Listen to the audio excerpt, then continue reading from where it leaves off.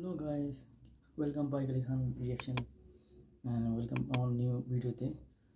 কেমন আছেন সবাই? আশা করি সবাই অনেক ভালো আছেন। আমি আলহামদুলিল্লাহ ভালো আছি। গাইস, আজকে আপনাদের জন্য নিয়ে এসেছি আমি পাকিস্তানি ফুড যে রিভিউ ওইটা যে রিয়াকশন ভিডিও নিয়ে এসেছি। অসাধারণ ভিডিওটি। সাধারণত পাকিস্তানের যারা আছে তারা কী খায়, সকালের নাস্তা, ব্রেকফাস্ট, লাঞ্চ, ডিনার, তারা কী দিয়ে খায়, কীভাবে তাদের খাওয়ার মান, তো ওটাই আমরা দেখতে যাব। তো চলুন দেখে আসি, আশা করি ভালো লাগবে। আপনি ভোজন রসিক হলে পাকিস্তানি এই চাচাকে অবশ্যই দেখে থাকবেন। তিনি তার হাতের জাদুতে দুম্বার কাবাব খাইয়ে বুঁদ করে রেখেছেন পুরো পেশোয়ার। সাথে আছে বিখ্যাত কড়াই গোস্ত, যা রান্নায় ব্যবহার করা হয় শুধুমাত্র দুম্বার টাটকা মাংস, চর্বি, টমেটো আর কাঁচামরিচ।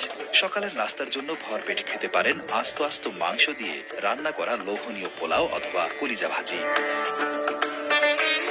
তাতে যদি মন না ভরে, আপনার জন্য অপেক্ষা করছে পাকিস্তানের জাতীয় খাবার নেহারি, যা দেখলেই খেতে মন চাইবে যে কোনো মাংস প্রেমীদের। পাকিস্তান মানেই যেন খাবারের এক স্বর্গরাজ্য। যেদিকেই তাকান শুধু দেখতে পাবেন হরেক পদের মাংসের বাহারি সব খাবার আইটেম। এসব খাবারে পেঁয়াজের ব্যবহার আপনি দেখবেন না বললেই চলে। শুধুমাত্র টাটকা মাংসের অথেন্টিক স্বাদই তাদের মূল উপজীব্য। বেশিরভাগ পাকিস্তানিদের সকাল বেলাটা শুরু হয় বেশ কড়া স্বাদের এক বাটি নেহারি আর রুটি দিয়ে, যা বাংলাদেশ ভারতে প্রচলিত নেহারির থেকে বেশ আলাদা। দীর্ঘ 12 ঘন্টা ধরে রান্না করা হয় পেশওয়ারি এই নেহারি। শুরুতে গরু বা মহিষের বড় বড় পায়া, নলি ও আস্ত আস্ত মাথার মাংস ভালো করে ধুয়ে বড় সসপ্যানে একের পর এক স্তূপ করে রাখা হয়। এরপর পরিমাণ মতো মরিচের গুঁড়া, লবণ, তেল ও পানি দিয়ে পাত্রটি সিলগালা করে জাল দেওয়া হয় দীর্ঘ 12 ঘন্টা ধরে। আর এতেই ধীরে ধীরে তৈরি হয়ে যায় পাকিস্তানের এই জাতীয় খাবার। পাকিস্তানে নেহারি পরিবেশনের ধরনও আলাদা। প্রথমে বাটি ভর্তি করে দেওয়া হয় মাংস, চর্বি আর পায়া থেকে মজ্জা। এরপর বাকি বাটি পূরণ করে দেওয়া হয় নেহারির ঝোল আর তেলে। আর তাতেই সৃষ্টি হয় স্বাদে অতুলনীয় ও শক্তিদায়ক এই অপূর্ব খাবার। পথে চলতে ফিরতে আপনার চোখে পড়বে গরম গরম তেলে ভরপুর ঝাল ঝাল কলিজা ফ্রাই। গরুর কলিজা তেলে ভেজে তাতে শুধুমাত্র মরিচের গুঁড়া বা কাঁচা মরিচ দিয়েই তারা তৈরি করে এক লোভনীয় পদ। পেশোয়ারের রাস্তার ধারের এসব দোকানে পাওয়া যায় মগজ ভুনা, তবে পেঁয়াজ দিয়ে নয়, টমেটোর সাথে আস্ত কাঁচা মরিচ দিয়ে তারা রান্না করেন সুস্বাদু মগজ ভুনা, যা রুটির সাথে খেয়ে থাকেন পাকিস্তানিরা। সকল বিরিয়ানিকে পেছনে ফেলে পেশোয়ারি কাবুলি পোলাও ভোজন রসিকদের মনে আলাদা জায়গা তৈরি করে নিয়েছে বহুদিন আগে থেকেই। এই বিরিয়ানির বিশেষত্ব হলো তা রান্না করা হয় আস্ত আস্ত মাংসের টুকরো দিয়ে। সাথে থাকে কিশমিশ, কমলা, লেবুর খোসা, কাজু বাদাম ও বুটের ডাল। লম্বা লম্বা বাসমতি চালের সাথে মশলার পরিমাণ থাকে খুবই কম। বিক্রির জন্য এই পোলাও এমন ভাবে সাজিয়ে রাখা হয় যা দেখে জিভে জল আসতে বাধ্য। সবচেয়ে মজার ব্যাপার হলো এই পোলাও প্লেট হিসেবে নয়, আপনি যত টাকা চাইবেন মাংস সহ তত টাকারই পোলাও খেতে পারবেন এসব খাবারের দোকান থেকে। পাকিস্তানের এসব খাবারের দোকানগুলোতে পিঁড়ির উপর বসে হাতের তালুতে প্লেট নিয়ে বা মাটিতে প্লেট রেখে খেয়ে থাকেন পাকিস্তানিরা।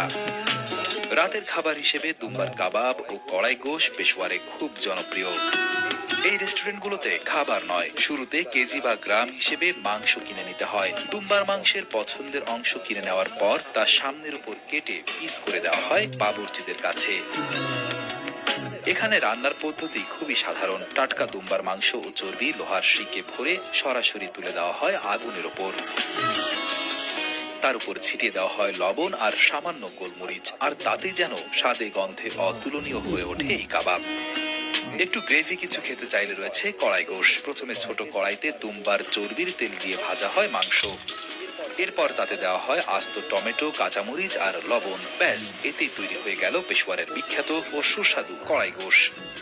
পাকিস্তানে খুব অল্প পরিমাণে মাছ পাওয়া গেলেও তা বিক্রি হয় ভাজি বা বারবিকিউ হিসেবে। তাদের মাছ কাটার ধরন বেশ আলাদা। মাছের আঁশনা ছাড়িয়ে আড়াআড়ি ভাবে ফেড়ে ফেলে তারা। পরবর্তীতে তা দিয়ে তৈরি হয় সুস্বাদু বারবিকিউ। অন্যদিকে করাচি, লাহোর, মুলতানের মতো শহরগুলোর রাস্তার ধারে দেখতে পাওয়া যায় সামুদ্রিক মাছ ভাজির দোকান। পাকিস্তানের খাবার তার ভূখণ্ডের মতোই বৈচিত্র্যময় ও সমৃদ্ধ। দেশটির প্রতিটি প্রদেশ, প্রতিটি অঞ্চল যেন এক একটি স্বাদের রাজ্য। খাবার এখানে কেবল পুষ্টি নয়, যেন ভালোবাসার ভাষা।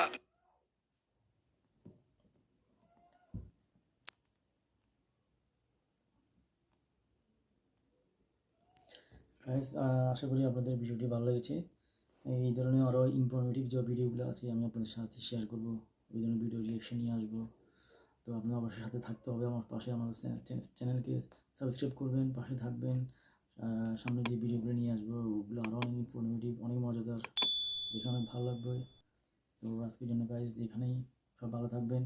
যারা এখন সাবস্ক্রাইব করেননি অবশ্যই সাবস্ক্রাইব করবেন আর বেল আইকনে অন করে দিবেন যাতে পরবর্তী ভিডিও নোটিফিকেশন সাথে সাথে পেয়ে যান। তো আজকের জন্য এখানেই, আল্লাহ হাফেজ। ভালো থাকবেন, ভালো রাখবেন, পাশে থাকবেন, পাশে রাখবেন। আল্লাহ হাফেজ।